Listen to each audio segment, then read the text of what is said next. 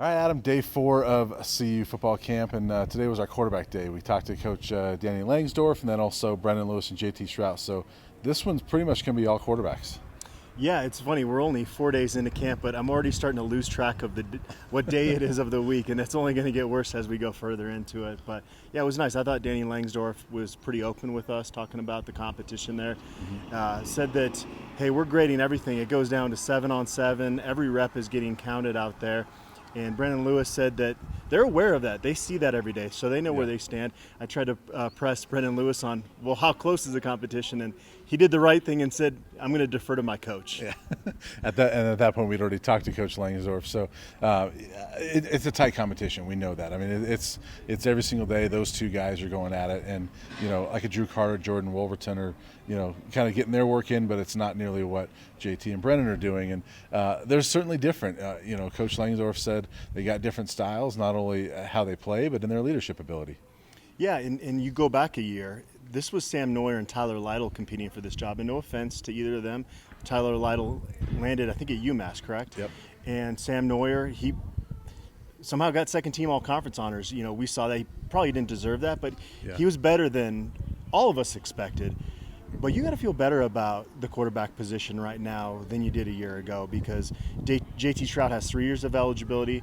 Brendan Lewis has all of his eligibility since it didn't count last year. So you like the future of that position. One thing that stood out to me is that Danny Langsdorf said, hey, yeah, we know Brendan Lewis is more explosive with his legs, and JT Stroud is known as a pro-style guy, but JT Stroud's not a statue back there. And Brendan Lewis is not just the get the snap and take off every down guy either. Yeah. He said that they could run the offense with either of them the same way, and that they wouldn't have to change the offense necessarily. Yeah, that's a good thing, because they do on the surface look like they're very different quarterbacks. But JT Stroud ran a little bit in high school, and so he's done a little bit of that. And we saw.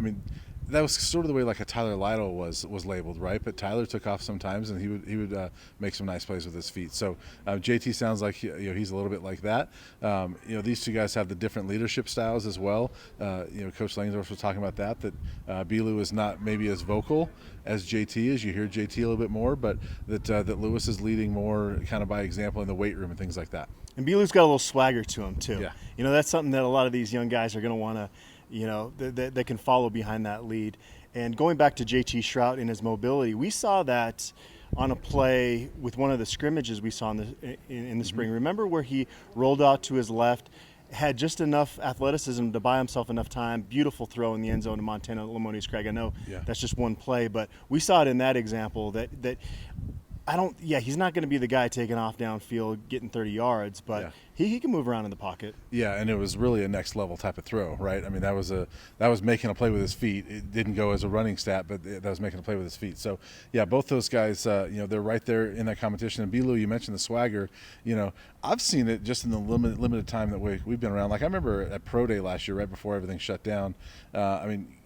He's hanging out with guys like Belu. There's a lot of Texas guys on this team. The Texas guys rally together. I think there's some camaraderie there, and that kind of it goes in his favor, I think. Yeah, it started, I think, with Katie Nixon kind of taking Brendan Lewis under his wing when things were kind of on lockdown, but they would go out to the field, and Belu would throw to him, and he's kind of got his crew of guys on the team. Yeah. Both are generally likable guys from the limited experience we've had around them. Yeah. So, that's not a concern in terms of – there's been some talented quarterbacks here throughout the years that didn't really have the leadership and have it between the years. Brian White's one that stands out, and I don't mean to pick on him, but he could have been an all-conference quarterback here, but he didn't have those qualities, and that's why – back again, bringing up bad memories. That's why they had to roll with James Cox and Bernard Jackson that 1 year. That's not a concern with these two quarterbacks. They've definitely got those qualities. Well, and it was always a knock on Steven Montez too. Early in his career, when he wasn't voted captain, things like that, fans were concerned about that. Who knows how that's going to turn out with these two guys? But it does seem like both of these guys have it between the years. They've got some good ability, and like you said at the start, you got to feel good about this position. I think you got two guys that are competing for this that are pretty good quarterbacks. And now we wait. It's going to be a while until they name a starting quarterback. It's going to be nice. Next Saturday, we're going to get a chance to watch a scrimmage. So I'm anxious to see how those guys go. But my feeling is it's a tough balance too, because if it really continues to be as neck and neck as we think it is right now, all the way up until that decision, you saw JT Shrout when he got in games at Tennessee. He had a really short leash, and it was really tough for him to play through that.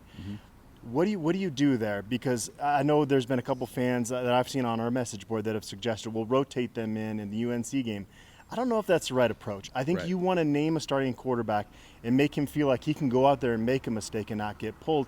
Yet at the same time, if it's neck and neck, you kind of want to see the other guy if the other guy's making a mistake. So it's going to be a tough call there as they get into the season. It's going to be fun to watch, frankly. Yeah, and last year they said it was neck and neck, and they rolled with Sam Neuer. Now Sam played really well to start, but even when Sam struggled, they stuck with him and kind of just let him have the job. And maybe that indicates it wasn't as neck and neck as they were saying. But I think you're right. I think you kind of roll with one guy, and that seems to be like maybe what Carl Durrell will do. But we'll find out. And those guys better not both get hurt, because and you know, I'm calling out guys here. I'm not trying to be mean here, but Drew Carter's not ready to play Pac-12 football right now. He's just not. He's going to have a bright future, as Carl Durrell said, but right now you're rolling with two guys there. Danny Langsdorff today said the magic number is probably 5 quarterbacks. It's just tough because they transfer if they're not playing. So, you know, they were expecting Sam Neuer to be part of it here. On some level, Sam Neuer was such a great teammate, such a great leader. On some level, I think it's just better. Unless those guys both get hurt, and then it's not better. And I asked Coach Langsdorff that, and he wasn't going to say that. I mean, they want Sam. I mean, Sam Neuer, like I said, great teammate. You want more talent out of position, but I think it does benefit the Buffs that they can sort of move on at this position.